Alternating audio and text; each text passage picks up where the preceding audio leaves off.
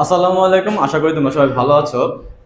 আমি রিফা স্যার তোমাদের সাথে আছি। আজকে আমরা অনুশীলনী 2.1-এর 1 নম্বরের গ নম্বর অঙ্কটি দেখব।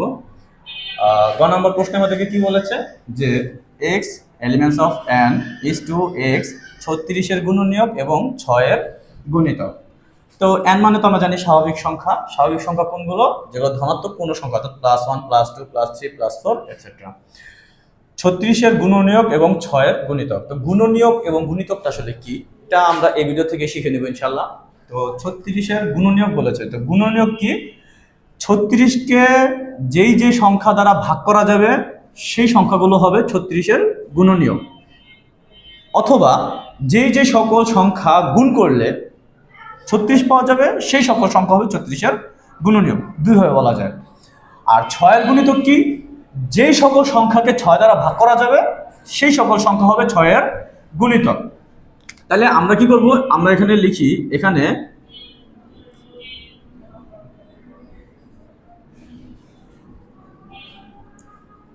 সেটটির উপাদান গুলো এক্স স্বাভাবিক সংখ্যা।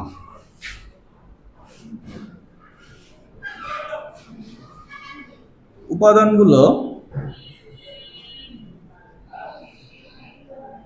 36-এর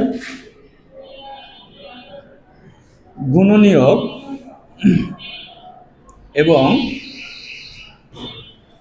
6-এর গুণিতক। এখন আমাদের স্বাভাবিক সংখ্যাগুলো কি? স্বাভাবিক সংখ্যা n is equal 1 2 3 4 dot dot. আচ্ছা, এরপরে এখন আমরা হচ্ছে কি বের করবো? 36-এর গুণনীয়ক। দেখো আমি কি বলেছিলাম যে যেই সকল সংখ্যা গুণ করলে 36 পাওয়া যাবে সেই সকল সংখ্যা হবে কি 36-এর গুণনীয়ক। ঠিক আছে, তাহলে আমি দেখবো যে এখানে আমার 1 এবং 36 গুণ করলে 36 পাওয়া যায়, তাহলে 1 আর 36 কি 36-এর গুণনীয়ক হবে। এরপরে 2 এবং 18 গুণ করলে 36 পাওয়া যায়, তাহলে 2 এবং 18 36-এর গুণনীয়ক। এরপরে 3 এবং 12 গুণ করলে 36 পাওয়া যায়, তাহলে 3 এবং 12 হই 36-এর গুণনীয়ক। 4 এবং 9 গুণ করলে 36 পাওয়া যায়, তাহলে কি 4 এবং 9 36-এর গুণনীয়ক। 5 নিব না, কেন? 5-এর সংখ্যা কোনো সংখ্যা গুণ করলে 36 পাওয়া যাবে না। এটা আমি কেমনে বুঝলাম? এটা আমি বুঝলাম যে কারণ 5 দিয়ে 36-কে ভাগ করা যাবে না, আমি 5 দিয়ে 36-কে ভাগ করতে পারবো না। তার মানে 5-এর সাথে অন্য কোনো সংখ্যা গুণ করলে 36 কখনোই পাওয়া সম্ভব না। তাহলে আমি 5 নিব না, নিব কত? 6। 6-এর সাথে 6 গুণ করলে 36 পাওয়া যায়। আমি আগের ভিডিওতে বলেছিলাম যে যখন দেখবা এই পাশে 6 এসে পড়ছে এবং এই পাশে কোনো না কোনো এক জায়গায় 6 এসে পড়ছে, অর্থাৎ যে সংখ্যাটা এখানে নিছো সেই সংখ্যাটা যদি এই লাইনের মধ্যে থাকে, তাহলে তোমার আর পরবর্তী সংখ্যাগুলোতে যাওয়ার দরকার নাই। অর্থাৎ এই যে 6 পর কিন্তু 7 8 যাওয়ার দরকার নাই, 9 যাবা, 9তে যে এখানে আছে, তাই না? তা 9 এখানে আছে, 9 সাথে কত গুণ করলে 4 হয়? এটা। তাহলে আমি 9 গুণ 4 আর 4 গুণ 9 লেখা মানে একই কথা, এই জন্য আমি এখানে আর লিখলাম না। এরপর ধরো 6-এর গুণিতক বের করি আমরা। হ্যাঁ, আচ্ছা, 6-এর গুণিতক এটা লেখার প্রয়োজন নাই, কারণ এটা আমরা সোজাসুজি লিখবো। অতএব এখানে আমরা কি লিখবো? যে 36-এর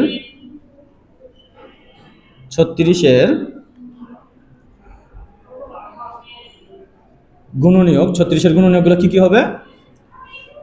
1 2 3 4 6 9 12 18 36। এগুলো হচ্ছে কি 36-এর গুণনীয়ক। এখন 6-এর গুণিতক। 6-এর গুণিতক। এখন 6-এর গুণিতক আমরা কি বলছিলাম? যেই সকল সংখ্যাকে 6 দ্বারা ভাগ করতে পারবো, ঠিক আছে? তার মানে 6-কে আমরা 6 দ্বারা ভাগ করতে পারবো, 12-কে 6 দ্বারা ভাগ করতে পারবো, 18-কে 6 দ্বারা ভাগ করতে পারবো। তাহলে আমি বুঝতেছি কি, আমি এখানে সোজাসুজি যদি নামতাগুলো নিয়ে নিই, যেমন ধরো 6-1-কে 6, 6 দুগুণে 12, 3 6 18, 4 6 24, 5 6 30, 6 6 36, 6 7 42। তো আমি যতই 6 নামটা পড়তে থাকবে না কেন, এটা তো অসীম পর্যন্ত চলতে থাকবে ডট ডট ডট, ঠিক আছে। এখন তাহলে কি আমরা পেলাম 36-এর গুণনীয়ক পেলাম, 6-এর গুণিতকও পাইলাম। এরপর এখন আমরা কি করব দেখো, আমি বাকি লেখাগুলো পাশে লিখতেছি। 36-এর গুণনীয়ক পাইছি, 6-এর গুণিতক পাইছি। হ্যাঁ, এখন আমাদেরকে প্রশ্ন বলেছিল যে 36-এর গুণনীয়ক এবং, কথাটা খেয়াল করো, এবং 6-এর গুণিতক, অর্থাৎ 36-এর গুণনীয়কের মধ্যে যে উপাদানগুলো আছে 6-এর গুণিতকের মধ্যেও সেই উপাদানগুলো আছে কিনা, যদি থাকে মানে যদি কমন হয়, যদি মিলে, সেই সকল সংখ্যা তুমি সেটে নিবা। এখানে যদি অথবা থাকতো তাহলে যে কোনো একটা শর্ত হলেই হয়, যে কোনো একটা থেকে নিলেই হবে। তবে আমাদের যেহেতু এবং বলছে, তার মানে আমাদের দুইটা শর্তই মিলতে হবে। দুইটা শর্তই যেহেতু মিলতে হবে, তাহলে আমরা কি করবো দেখো, এখানে মিলে কোনটা কোনটা, 6 6, 12 12, 18 18, 36 36, আর কোনো কিছু মিল নাই, ঠিক আছে। তাহলে আমরা এগুলো হবে এটার নির্ণয় সেট। তাহলে আমরা কি লিখবো যে নির্ণয় সেট, বা এটা তালিকা যে পদ্ধতি, তালিকাটা হবে কত, 6 12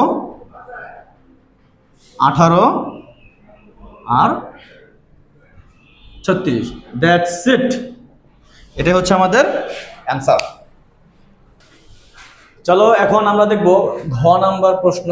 তো ঘ নাম্বার প্রশ্ন আমাদেরকে কি বলেছে, ঘ নাম্বার প্রশ্নে বলেছে x belong n is to x cube greater than 25 এবং x to the power 4 less than 264।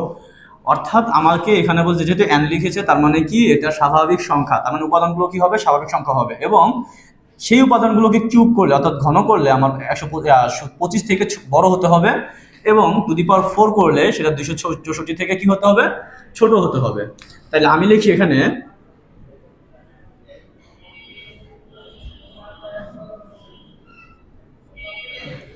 সেটটির উপাদানগুলো এক্স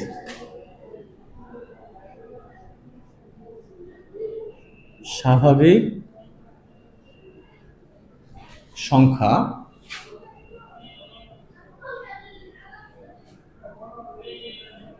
উপাদানগুলো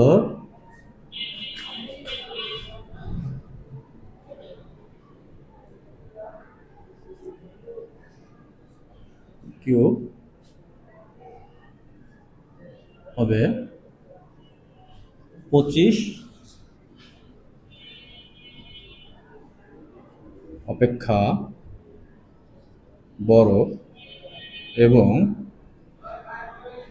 এক্স টু দি পাওয়ার 4 হবে 264 অপেক্ষা ছোট, ঠিক আছে। স্বাভাবিক সংখ্যা 1 2 3 4 5 এটসেট্রা। এক্স ইজ ইকুয়াল 1 হলে x cube is equal 1 cube is equal 1, এবং x to the power 4 is equal 1 to the power 4 সমান সমান 1। এটা মানতেছে না কোন শর্তটা, এটা মানতেছে না 4 করলে 264 থেকে ছোট হবে, এটা তো ছোট হয়েছে, কিন্তু কিউব করলে বলা হয়েছিল 25 থেকে বড় হতে হবে, কিন্তু এখানে তো 25 থেকে বড় হয় না, তার মানে আমার এই শর্তটা মানে নাই। তাহলে আমি এখানে কি লিখবো, এখানে আমি লিখবো x cube greater then not 25, x is equal 2 হলে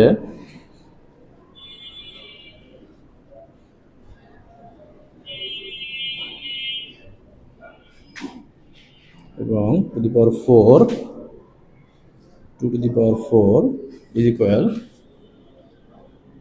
16। এটাও ওই শর্তটা মানে নাই।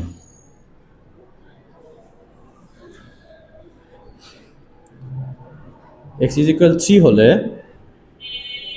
X cube is equal 3 cube is equal 27 এবং x two the power 4 is equal 3 two the power 4 is equal 81। এটা মানে কারণ এটা কিউব করলে 25 থেকে বড় হয়েছে এবং টু দি পাওয়ার 4 করলে সেটা 264 থেকে ছোট হয়েছে।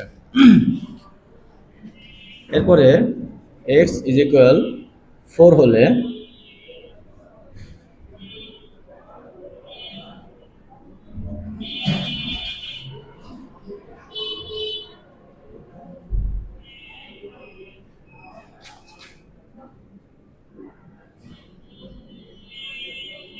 Four K two the power 4 করলে হবে 256। ঠিক আছে, এটা x ইজ ইকুয়াল 5 হলে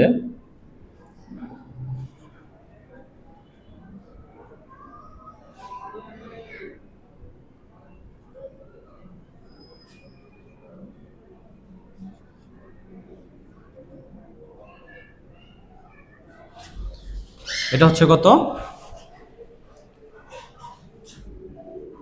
625। এখন 5কে টু দি পাওয়ার 4 করলে 625 হয়, কিন্তু 625 তো 264 থেকে বড়, তার মানে এটা নেওয়া যাবে না। এই সত্যটা মিলে নাই। তাহলে এটা ক্ষেত্রে আমরা কি লিখবো? x two the power 4 less then not 264। ওকে, তাহলে আমরা দেখতেছি কি এখন ছোট এইগুলোর ক্ষেত্রে হচ্ছে কিউবের সূত্রটা, মানে কিউব যেটা মানে ঘন করলে যে অ্যান্সারটা আছে সেটা এই শর্তের সাথে মিলে না, অর্থাৎ 25 থেকে ছোট হয় 1 আর 2 এর ক্ষেত্রেটা। এখন আমরা যত উপরের দিকে যাব 5 এর পর 6 7 8 তত আমরা দেখবো কি টু দি পাওয়ার 4 করলে 264 থেকে বড় হবে, তার মানে এরপরে আর নেওয়া যাবে না। অতএব আমাদের এখানে সেট হবে নির্ণয় সেটটি কত হবে? 3 and 4 উপাদান নিয়ে অ্যান্সার। দ্যাটস ইট, এটা হচ্ছে আমাদের উত্তর। তো আজকের ভিডিও এ পর্যন্তই। পরবর্তী ভিডিও দেখার জন্য তোমাদেরকে আমন্ত্রণ রইল। পরবর্তী ভিডিওগুলো তোমরা দেখবা, আমাদের পাশে থেকে ইনশাল্লাহ অনেক কিছু শিখতে পারবো বলে আমরা আশা করি।